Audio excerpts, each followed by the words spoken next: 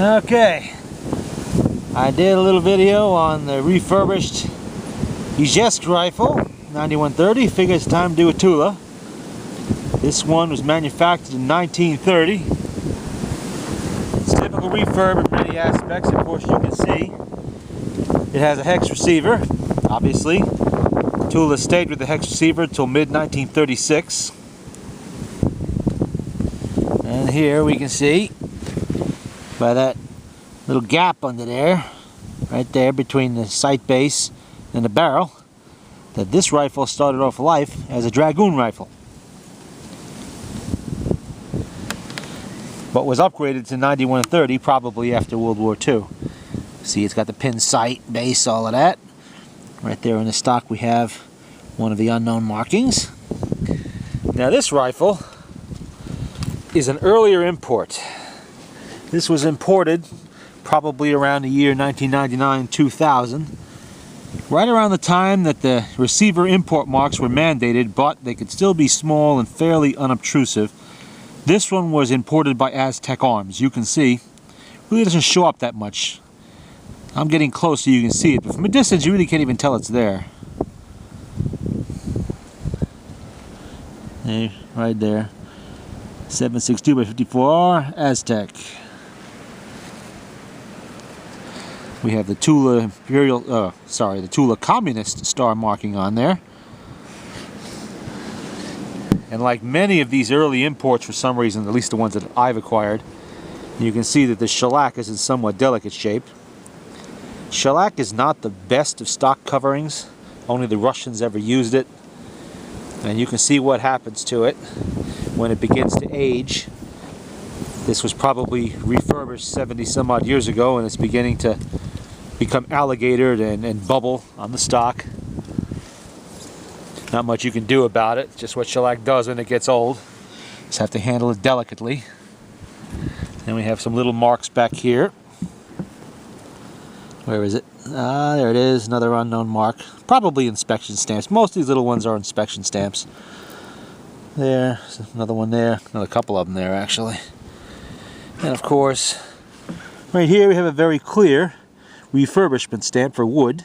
That's the box with a diagonal slash.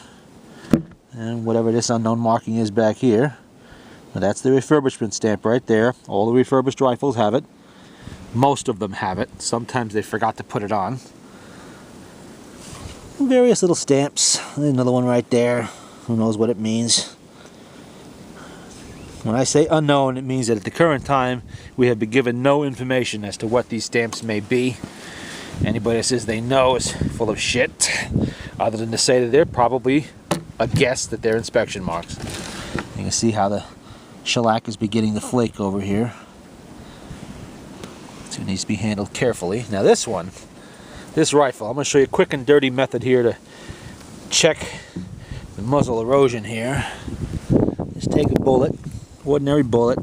This is a regular light ball here. And stick it in as far as it'll go, like that. Oops, you really should do it with your rifle standing up, but as you can see, it doesn't penetrate very far on this one. That right there is about as good as any of these bores is ever going to get. It's like brand new, and it is. This is a very clean bore in this one. It's like it was never shot. Some of them will penetrate a little bit further. That will indicate that it's had a little bit of wear. Doesn't mean it's bad, it just means it's got some wear on it. Doesn't take much wear for the bullet to penetrate. If it goes all the way, like say all the way up to there, that would indicate you have a counter bore in the rifle. All that means is they drilled out the rifling about 1/4 to 1/2 inch in there to take care of the worn area on really, really worn bores. But on this one, it only goes that far, and that's pretty much brand new. That's pretty much no wear at all. That's a quick and dirty way to check the bore erosion on there, but I mean the muzzle erosion. But a word of warning, don't do this at a gun show or a gun shop. You don't walk into such places and pull out a live round. That's very, very bad form. Might even get you hurt. Something you do when the rifle's at home, or you ask permission of the shop owner to do it for you. You can see it's a fairly typical refurb. It's been re-blued. Stamped numbers on there, of course. It's nice and tight. Headspace on this, of course, is like brand new. trigger. It's pretty tight on there too. It's pretty good for a refurb. Some of these things have horrible triggers, others don't. This one, it breaks at about, I'm going to say 5 pounds, which is good because I've had some that would break at about 8 pounds and some that will do 3.5. Depends. I don't know if we've covered everything. There's a few little tiny marks back here, but nothing of consequence. A little bit of cosmoline still on there, making them hard to see. You can see the upgrade. They replaced the blade sight with the hooded sight, as you see there, globe and post. That's typical of 9130. The original dragoon rifle would have had the old style. Dragoon sights on this does not. Let's see if we got any line outs. No, no line outs. Stamp matching number on the mag plate too.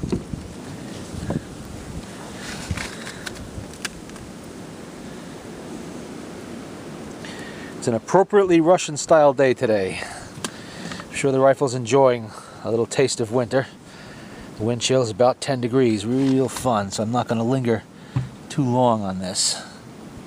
Just give you a look at a Tula refurbished model 1891-30 Soviet rifle. Oh, I forgot. There's a little mark there on the receiver too, on the top.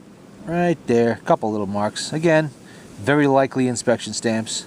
1930 was the first year of the 9130 rifle. However, it was phased in gradually. They didn't just start instantly making 9130s.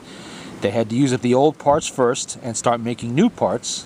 So everything was phased in step by step. When they ran out of the old sights, they started using the new sights. That happened sometime around 1933. So it's not surprising to see, even though it is a 1930, it's not surprising to see that it was originally a dragoon rifle. It's just how they were. You know, they didn't have the money to instantly start making a new rifle when they just decided to. And the same thing for the front sight and the barrel bands, which were solid one piece on the dragoon rifle, all had to be phased in. But once the rifles were refurbished, post-World War II, they just upgraded them all at the same time, make them all uniform in appearance.